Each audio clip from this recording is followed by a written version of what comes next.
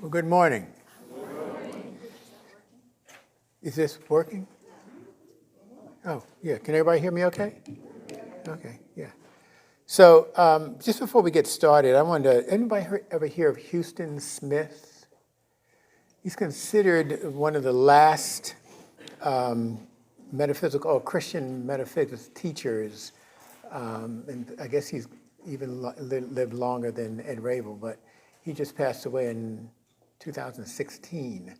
But considered a master of what we call Christian metaphysics, which is what we're all about. And he has an article in April, is that truthunity.net?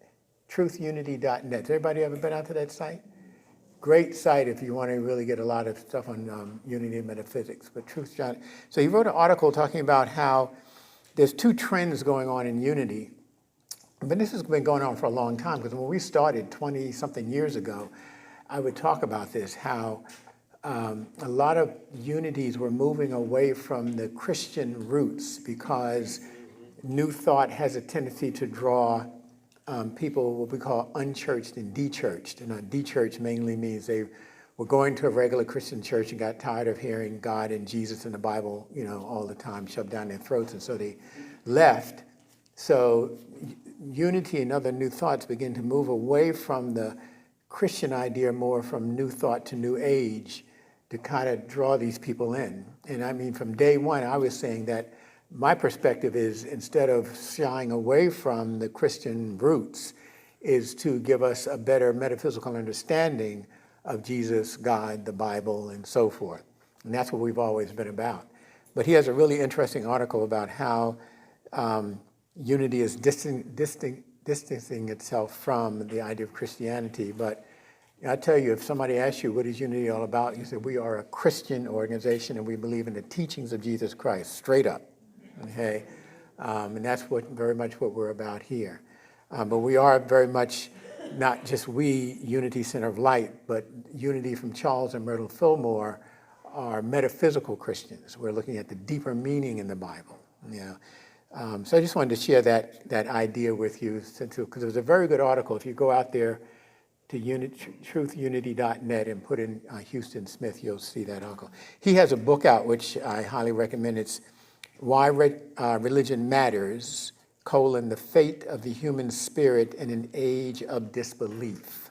It's a very good book on the whole idea of metaphysics. And again, to help you understand, unity metaphysics, or the Christian metaphysics as established by Charles Fillmore, is it has 5 levels to it. Hopefully you guys remember, it's theology, cosmology, psychology, mysticism, and science. So we incorporate all those ideas. And the other thing about unity too is that I can have a very good discussion with my Buddhist friend, who is my I don't know if anybody, Dr. New, our chiropractor, he's Buddhist, and we were having a discussion the other day, and he was going, man, he goes, I'm usually afraid to say anything to Christians because they keep wanting to tell me if I don't believe in Jesus Christ as my Lord and Savior, I'm going to hell. I says, no, that's not us, And so we got into a real good discussion on it and found that our thought systems were very much the same. So that sort of unity is, how do I blend my thinking with the thinking of others as opposed to looking for differences. So I just wanted to share that before we got started. And along with that, today's talk is going to have a lot of deep metaphysical looks at the concept of God and our relationship to that. Today's talk is called, it's not in your bulletin, but it's called The Divine Source That Never Fails. The series is going to be called The 10 Commandments of Prosperity. But it really doesn't matter what the title is, right? We're always going to be, looking more deeply at these spiritual ideas. But anyway, we're on our spiritual journey to get answers to the complex but simple questions we have about ourselves, our relationship to this concept called God. And in this lesson, we're going to describe this idea from the standpoint of God being the divine resource that never fails. So if we were Moses, we had the opportunity of Moses to stand in front of the burning bush, and everybody understands that the burning bush was not something outside of Moses, but it was a burning desire inside of Moses for him to know more about God. So we were able to stand in front of God and ask for an exclamation to the question, who am I? Who are you?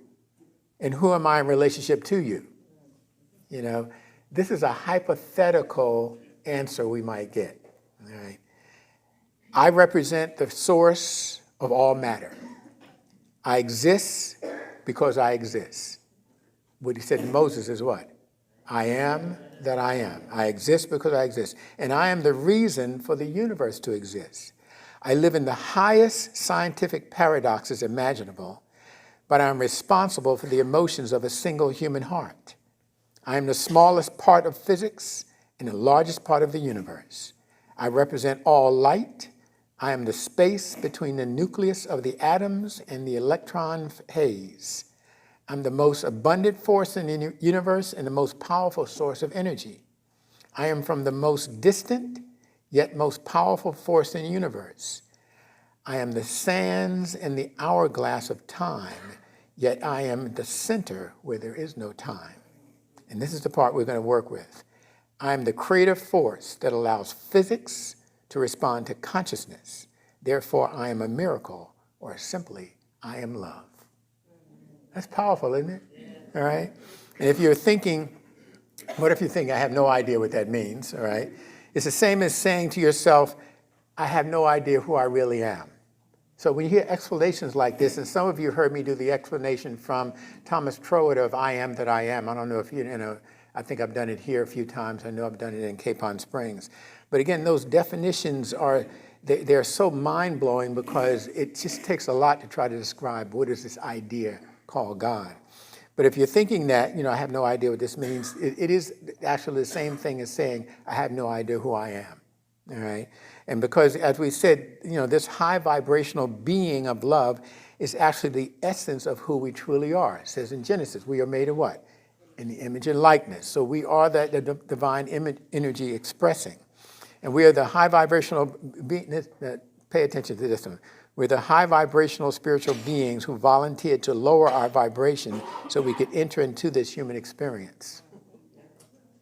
All right? For the express purpose of increasing the vibration of love of everyone else. You get what I'm saying? So we are spiritual beings having a human experience. We all know that. Not just Unity says that.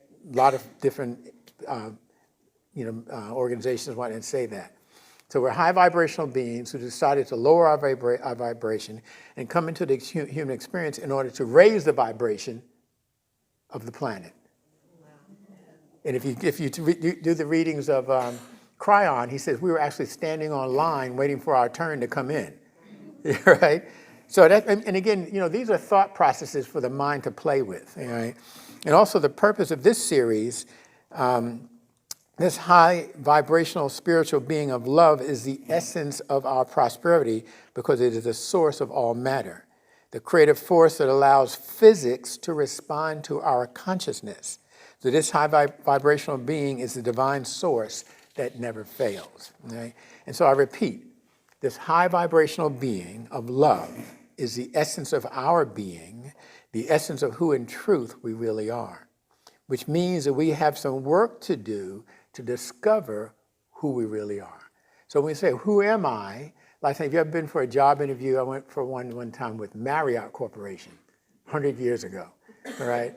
And the person said to me, if I was to ask your wife to describe you, what would she say about you?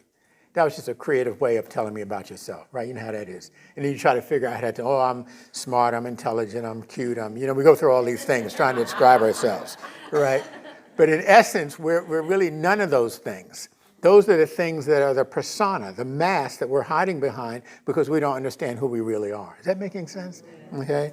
So in the discovery of that truth, who I really am, at the same time, will put us in touch with the unlimited divine substance, which is the stuff that is the foundation supporting living an abundant life. So you say, I really want to live an abundant life. Of course, an abundance means different things to different people, All right, I was describing to somebody in a conversation, we were talking about that. I said, there are people who, you've heard me say this, move from the lower 48 up to Alaska into communities and dry cabins. They only have even running water. And then when they want to eat, they got to go out and kill something because there's no grocery stores around.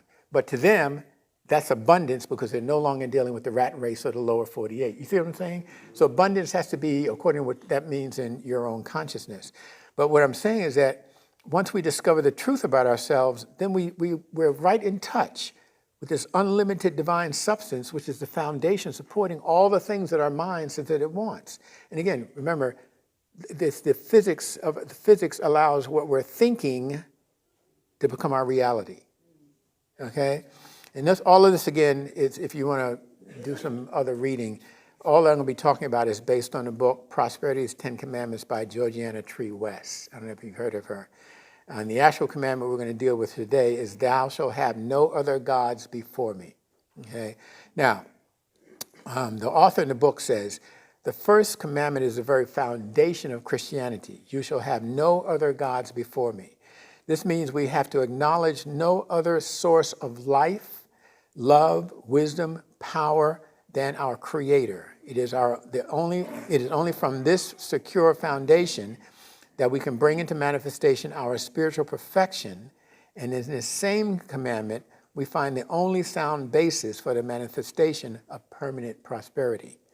It is the first commandment of spiritual economics, which is, you shall look to no other source but God for your supply. You shall look to no other source but God for the health in your body. You should look to no, you follow I'm going? I could keep going on with that, okay? So that's what that first commandment, thou shalt have no other gods before me, is talking about. Don't look to any other source. And again, as I'm going through this talk, our intellect is going to have a tendency to say, but no, I have to do this. You get what I'm saying? All right, so just kind of, let your mind work with it.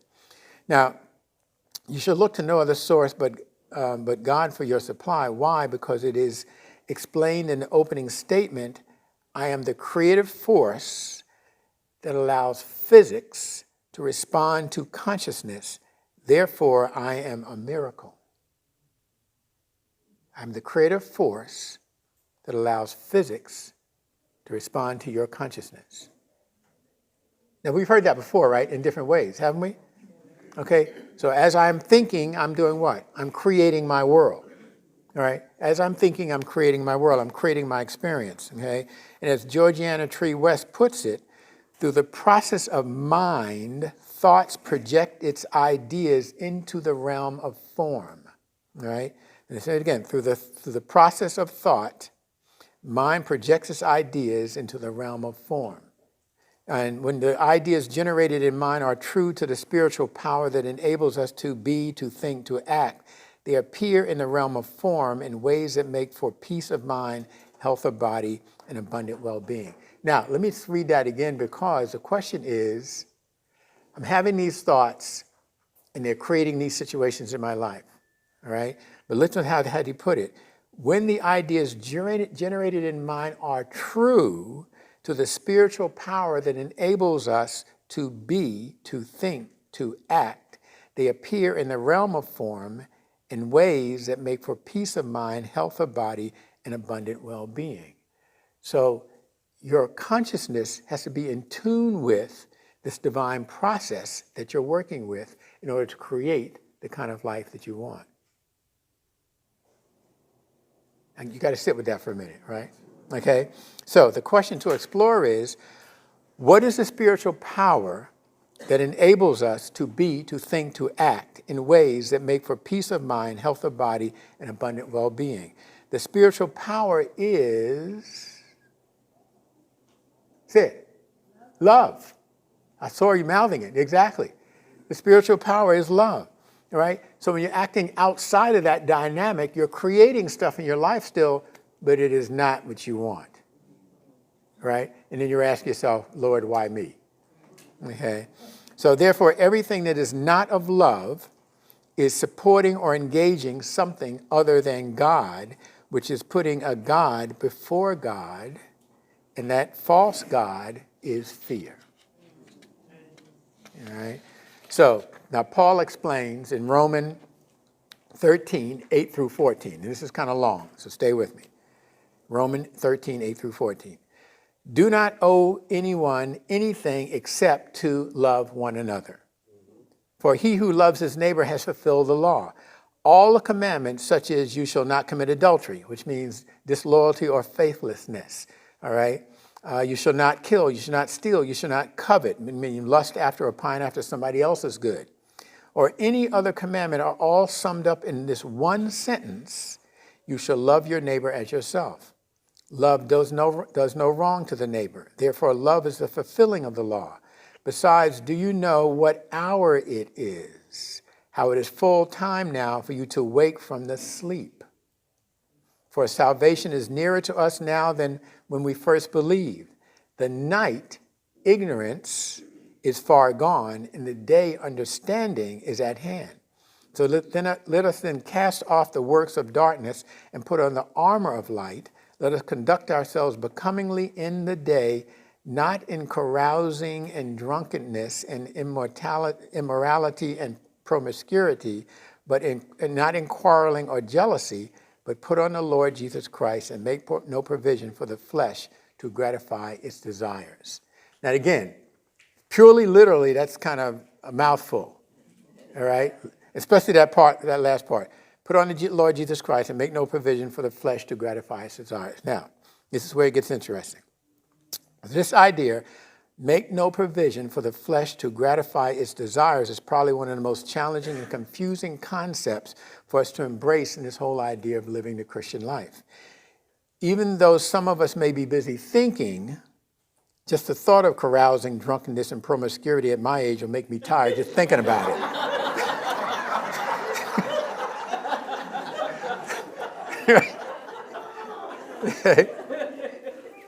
But what it means in Scripture is make no provision. When it says make no provision for the flesh to gratify itself, if you go to the revealing word, flesh is a metaphor for human consciousness expressing itself through its appetite for physical gratification, while not realizing that our appetite for physical gratification is really an erroneous substitute for our desire for spiritual union. So when you say this is what, your body is craving for something, it's craving externally because it doesn't know how to connect internally to get that what it's looking for, okay? And the truth, this idea of tapping into that inner essence is the true essence of who we really are. In other words, in our craving for physical gratification, we are unconsciously saying, I don't know God or have an experience of God, so I'm going to gratify myself with physical substitutes. And all of us will say, oh, I know God. But when something comes up and it has you, craving, moving in a direction that you know is not going to get you the results you want, but you just can't help yourself, is because we don't really know God. What we're saying we know God is the intellect or the ego saying, I know God, so when I'm talking to you, I look like something. But we do not really know and understand this divine process called God. So the scripture in Matthew 6:33 speaks to the fact that if you sought and gained spiritual union first, which we know the verse, right? Say it with me. Seek ye first his kingdom and his righteousness, then physical gain would be a natural byproduct of your divine union. All these things shall be added unto you. You seek the consciousness first, then all the physical stuff you say you want just comes. Is that, you kind of get at least the idea of it, okay? So I repeat again, physical gain would be a natural byproduct as opposed to the main addiction. Why? Because as we read in the opening explanation, in conscious union with God, I would realize that I am the creative force, the high vibrational being that allows physics to respond to consciousness. Or as Georgiana Tree West puts it, through the process of thought, my mind projects its ideas into the realm of form. All right? From pure physics, that which is invisible is always seeking to become visible. That which is unmanifest is always seeking to become manifest. But it can only do it through us. What you want can only be done through you. As my Buddhist friend and I were saying, when you heard me say this 1,000 times, you say to God, I want. And that want is usually something physical, car, house, vacation, retirement, whatever. God is going, I have no idea what that is. I am pure potential that takes form through you, through your thought, through your belief, through your faith, through your inner desire. Okay? So that's what we got to get past this idea of thinking, that God is doing this for me. God is always available to be anything you want God to be. I am that I am. All right? So, as I said a minute ago, our typical unconscious mindset is, since I don't know God or have the experience of God, I will gratify myself with physical substitutes. But just think, if you're aware that you have the ability or you have within your grasp the keys to the storehouse of the universe, would you be preoccupied with physical gratification, or what the Bible calls gratifying the desires of the flesh? If you knew you had the keys to the kingdom, that new movie that's out with Will Smith, Aladdin, I haven't seen it yet, I saw the commercials. So, you got the lamp, rub the lamp, the genie comes out, and say, this is what I want. Genie says, good, here it is, right? But we've got that genie inside of us. If you knew that you had that, right, you wouldn't be preoccupied with all this stuff out here. And in Matthew 6:33, again, seek ye first his kingdom is the foundation and the heart of the entire prosperity process. It is your intellectual gratification or justification for putting in the time to establish a conscious awareness of God as your invisible, permanently perpetual principle of abundant supply. The supply is always there. It can never run out. So when we think to ourselves, geez, I don't know if I'm going to have enough for retirement, or I don't think I'm going to have enough for, you follow me? When you're thinking that, you're totally out of touch with this infinite, eternal, perpetual process within you that will always be available to supply whatever needs you have. Okay? And the key here, too, is it's not that we're going to say, okay, now that I heard that, I kind of got it. You get it on an intellectual level where you can really kind of say to yourself, boy, I'm caught up in that mindset again. I can't seem to get myself out of this mindset. You follow me? That it's not going to be enough, or that my health is not going to keep up. Or, all these things we say to ourselves. You know what I'm talking about, right? So every time you get into that mindset, at least say to yourself, there I go again. So you at least are awake to the fact that you're operating outside of the divine process that you live and breathe and have your being in. Okay, and that's mostly what these lessons are about, is at least to give us an idea of awareness of what we're going through. So this idea of this permanent, abundant process and making this connection, and you say, here we go. I don't really have time to make this connection. It's like I was talking to our financial advisor, and she was saying her husband, he doesn't work out. He needs to work out, but he's not working out every day. Working out every day is really important. Right?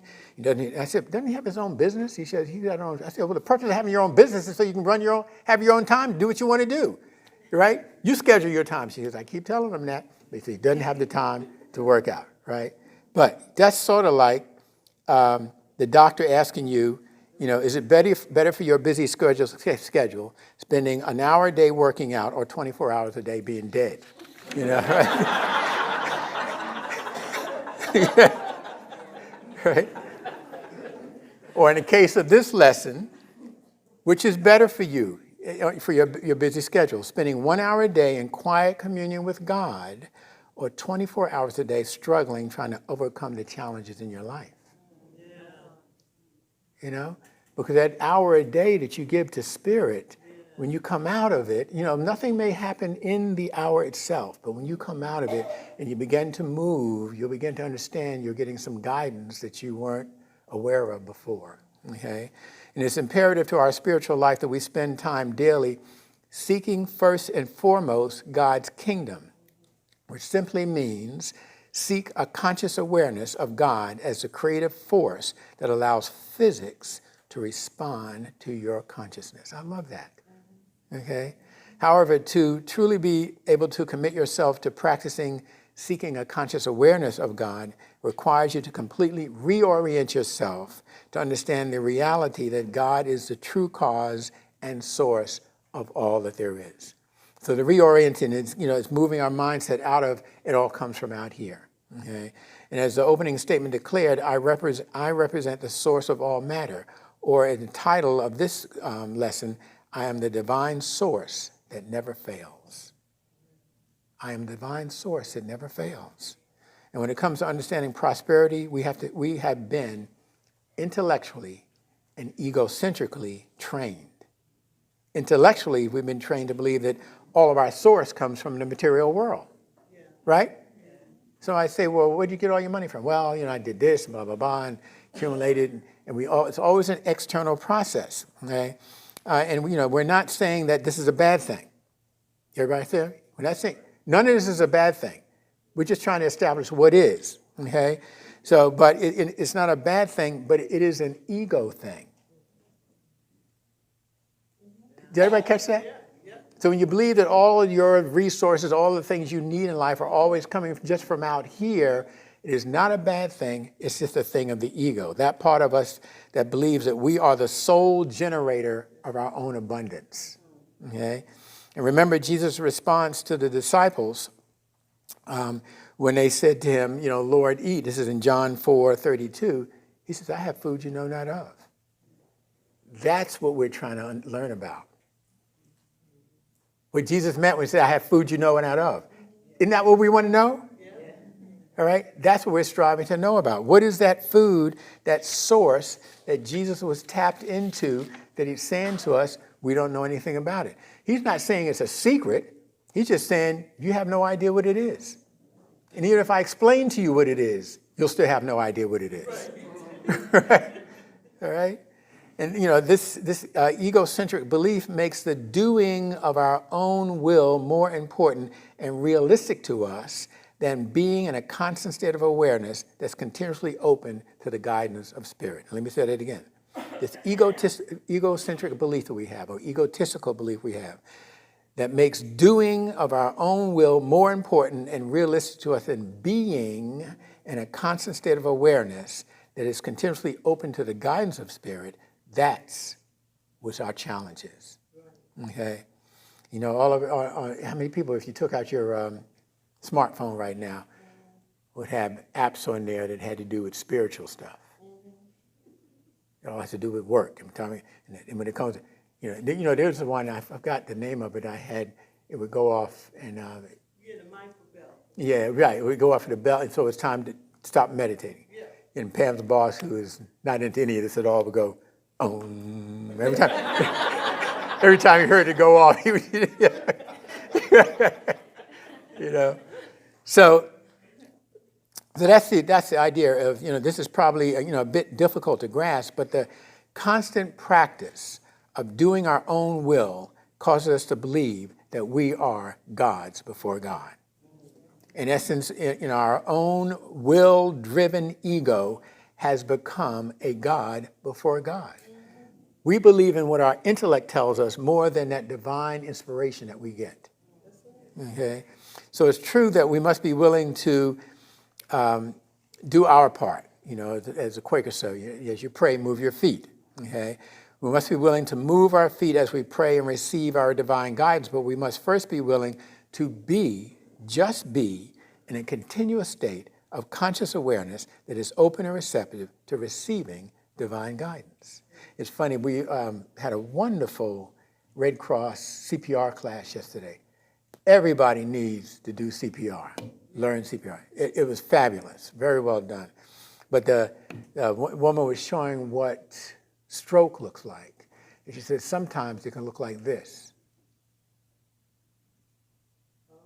I started to say to her, when I look like that, my wife says to me, Butch, what are you thinking? But but what I'm saying is, sometimes when people are talking to you and you just haven't been inspired what to say or do, you might take on that look, for a moment. You're just looking, you're not really looking at anything. You're really looking within, even though your eyes are open looking this way, you're really looking within because you're listening for guidance. All right? So, that's what I said. The process has got to be what you're willing to do what you need to do in order to keep that connection going. So the obvious question here is it okay to want riches and good health and all the other good things of life? And the answer is absolutely yes. Okay? It's recorded in John 10:10 that Jesus said, I came that you may have life and have it abundantly. All right? So I say again, it is absolutely your right to desire and obtain an abundance of all the good things you want in your life. It is actually your divine right, but not when it becomes a primary focus of your life. That is when it becomes an endless journey that seems like you can never fulfill all the things you want. Am I right? You get this thing, you ever get this thing, new car, whatever it might be. Oh, it's nice. You shining it up every day and whatever. And then after a while, the whole thing wears off, and now you're looking for the next thing. Am I right? Or is that just me? All right. So, and what's so fascinating now is that you got, how many people have a 4K TV? Come on. 4K, a 4K TV. Come on, you got to have, I got 4 of them in my house, I think, right? My granddaughter pointed that out. You got 5 TVs in your house, Grandpa, right? But now they're coming out with what? 5. I saw something, too. There's something out there that's going to be 8K. Yeah, And so now you say, oh, man, when you got your 4K, everybody's over there, oh, man, you got 4K? Nah, I don't like this no more. I want 8K now, right? And they do that to us, right? And we just right in there with them, right? And there's nothing wrong with it because when 8K comes out, I'm getting me one, right? Let's be real, right? Yeah, right. But I'm just saying that the world is like that, and new inventions are happening so fast because our desire for the new is perpetuating that, okay? And again, nothing wrong with it, but understanding that this new thing that I have is not me. I need to keep the connection within, all right? And so even though the abundant life is our divine right, it is not our primary spiritual goal or focus. Our true spiritual goal is the willingness to do the work to create and maintain a continuous connection to God as the true source of all good. Thou shalt put no other gods before me. Now, from a continuous conscious connection to God, the source of all supply, you will eventually come to realize that all things are constantly working together for your highest good. So what that means is by keeping this conscious connection, stuff will happen. You kind of go, man, why is that happening? Why do I have to go through that? You know what I'm saying? But it's all part of something else. It's all part of pulling this whole process together. How many people saw, what did we see last night? The Way with Martin Sheen. You got to see this movie, The Way. Yeah. So and where's Pamela Paul? Is Pamela here? Pamela's not here. So anyway, it's about a journey. Yeah, isn't it like from France to Spain or something? It's the walk that St. Francis made. Yeah, and people are doing this. Like Pamela Paul, I understand, is practicing right now to do this walk. All right. It's called the Camino. Huh? It's called the Camino. The Camino. Thank you. But in this, Martin Sheen's son gets killed on the trip, and Martin Sheen goes over to get his ashes. And I don't want to tell you the whole story, but he ends up taking the journey. And so I was saying to Pam this morning, the reason, of course, when his son died on it, he was devastated. But he got there and he took the trip, and the trip was what he needed to do, that he never would have even considered. So you see, that's what I'm saying. So stuff will happen in your life. You go, why do I have to go through this? But it's all part of bringing you to the level of consciousness you need to be at in order to have that thing you say you want. All right? So That thing in the gym, what? No pain, no gain, all right? But the interesting thing about this, the more you work with spirit, the less pain and struggling there is. It just begins to unfold for you, all right? Because you're in that mindset, all right? So this idea of experiences, only says, but if you continue to rely purely on your intellect, you will continuously be fooled by appearances which will cause you to react out of fear. If you continue to rely purely on your intellect, you will be continuously fooled by appearances which will cause you to react out of fear. You get what I'm saying? All right? So experiences of lack, whether it's lack of money or health or companionship or whatever it is not the will of God. It is, however, our own mind working through a drama it created purely on physical facts. All right? Now remember, it may be a fact, but it does not necessarily mean it is truth. Okay? And especially doesn't have to be your truth, even though it may be the experiences of others around you.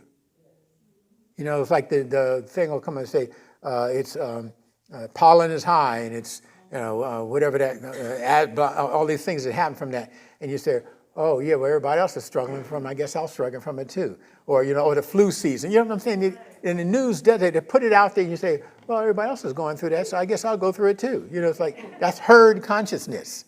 Remember the lowest level? Okay? So what we're saying here is when you're operating at this high level of dynamics, stuff that's going on does not necessarily have to touch you, even though it may be touching others. So in Job 22:21, it says, agree with God and be at peace, thereby goodwill comes to you. Agree with God and be at peace, thereby goodwill comes to you. So stuff happens, your ego says, I'm going to react. Your inner spirit says, be still and know that I am God. So agreeing with God is regardless of what is going on out here, you're agreeing with what the message you're receiving from in here. Okay? Agree with God, be at peace, thereby goodwill comes to you. To agree with God is to agree with the power and presence of God regardless of outer appearances, and we're going to agree with something else if we're not agreeing with God. We're going to agree with something. So you might as well make up our minds to always agree with that inner spirit. Whatever we agree with becomes our reality. Remember, physics responds to your consciousness. Okay? Now we read in Deuteronomy 8:18. You shall remember the Lord your God, for it is He who gives you the power to get wealth. Jesus taught us to remember God, you must pray without stopping. All right? By doing so, we establish a condition in our awareness that always remembers to turn to the power and presence of God. So that's the practice of that is you leave the house, or even when you get up in the morning. Something might be going on, whatever, you keep that focus. You keep that inner connection. Get in your car, start driving to work. How many people have to commute? All right. You got to what? Keep that inner focus. Right? Stuff is happening all the time. You may have a reaction to it because that's what you're used to doing, but then you got to what? Pull yourself back to the inner focus. That's the idea of praying constantly. So the power and presence of God is that which is holy and divine. That which is holy and divine does not seek to identify what is wrong and then try to correct it. Everybody hear that? Okay. Say it again? Okay. So the power and presence of God, right, is that which is holy and divine. That which is holy and divine does not seek to identify what is wrong and then correct it. So when you say, God, fix me, God doesn't perceive you as being unfixed. Right? All right? And that's a difficult dynamic. You have to understand that God is always being God. I said to you've heard me say this before, but I said to my Buddhist friend, I said, people who say, when good things are happening to me, it's because I was good and God gave me this good. And when bad things are happening, it's probably because I was bad and God, is punishing me. Remember, I said to him, that's not God, that's Santa Claus. He could not stop laughing. Right. But that's true, right? Remember, Eric Butterworth said, if God was like that, you're good, I'm going to reward you, you're bad, I'm going to punish you. He said God would need a psychiatrist. It's like, am I going to be God or I'm not going to be God? I mean, it's got, stick with one or the other. But we know God cannot not be God. That which God is, which we really don't know what that is. We have no real clue. We're using words to try to describe it. But that which God is cannot be that which God is. Okay? So Jesus said in Luke 12:32, fear not, little flock, for it is your Father's good pleasure to give you the kingdom. But to receive the rewards of the kingdom, we must prepare ourselves to be open and receptive to receive it. God cannot and will not force itself on us. Okay? We must be willing to turn to the wholeness that exists in the absolute good that God is. That which is absolute is unconditioned, unlimited, unrestricted, and free of the negative effects of all of our life circumstances. So this idea of I'm being punished for what I'm doing is not God punishing you. That's your own inner dynamic that's unfolding in that process. And it says in Psalms 104:28, when thou openest thy hand, they are filled with good things. When thou openest thy hands, they are filled with good things. To open your hands means open your heart and your mind. Exactly. Okay? And it'll be filled. It means you'll be open and receptive to God's living spirit of truth. So I'm going to end by inviting everyone of us to open our minds, to be filled with God's thoughts, which are all the good things that we desire in our lives. All right? The affirmation is, I am open and receptive to the good that is continuously coming into my life. I am open and receptive to the good that's continuously coming into my life. Say it with me. I am open and receptive to the good that is continuously coming into my life. Amen. All right, thank you.